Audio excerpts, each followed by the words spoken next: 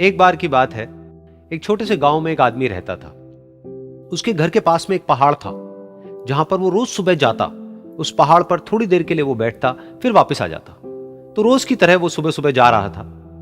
पीछे से उसका छोटा सा बेटा आया। उसने आकर के उसका हाथ पकड़ लिया और कहा कि आज मैं भी आपके साथ चलूंगा। उसने पहले तो उसको थोड़ा सा समझाया और मना किया। कहा कि जो रास्ता है वो बहुत ही छोटा है और चढ़ाई बहुत ज्यादा है, तो तुम मेरे साथ नहीं चल पाओगे।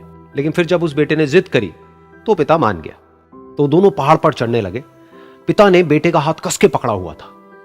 लेफ्ट साइड में पहाड़ थे, राइट साइड में खाई थी और रास्ता बहुत ही छोटा था। और वो पहाड़ की चोटी तक पहुंचने ही वाले थे, तभी रास्ते में एक बड़ा सा पत्थर आया। क्योंकि पिता उस रास्ते पर रोज आता था, तो उसको पता था कि वहां पे पत्थर है, तो वो साइड से निकल गया। लेकिन जो बेटा था उसका ध्यान कहीं और था, तो उसका घुटना जा करके उस बड़े से पत्थर पर टकरा गया। तो फिर उस बच्चे के मुंह से एक चीख निकली। और जैसे ही वो चीखा, उसकी आवाज उन पहाड़ों में गूंजने लगी। इससे पहले उस बच्चे ने कभी भी अपनी आवाज की गूंज नहीं सुनी थी, तो उसे समझ नहीं आया कि क्या हो रहा है। वो अंदर से थोड़ा सा घबरा गया। उसे लगा कि शायद कहीं कोई है जो छुप करके उसको देख रहा है और उसका मजाक उड़ा रहा है। फिर उस बच्चे ने बोला, कौन हो तुम? कौन हो तुम? तो जब उस बच्चे ने इस गूंज को सुना, उसे गुस्सा आ गया। उसे लगा कि कौन है ये जो मेरा मजाक उड़ाए चले जा रहा है। फिर उसने गुस्से से कहा, मैं तुम्हें छोड़ूंगा नहीं। और फिर जैसे ही उसने इस गूंज को सुना, वो घबरा गया। उसके पिता समझ गए थे कि क्या हो रहा है। उसने अपने पिता का हाथ कस के पकड़ लिया और उनसे पूछा, कौन है ये जो मुझे इतना तंग कर रहा है? कौन है ये जो मुझे इतना डरा रहा है? तो उसके पिता थोड़ा सा मुस्कुराए और उन्होंने खाई की तरफ देखा और जोर से बोला, मैं तुमसे बहुत प्यार करता हूं। ये सुनकर वो बच्चा हैरान हो गया। उसे समझ नहीं आया कि हो क्या रहा है, कि वही इंसान जो उसका मजाक उड़ा रहा है और उसको तंग कर रहा है, वो उसके पिता को बोल रहा है कि मैं तुमसे बहुत प्यार करता हूं। तो उसके पिता ने अपने बेटे को देखा और वो समझ गए कि उसके मन में क्या चल रहा है।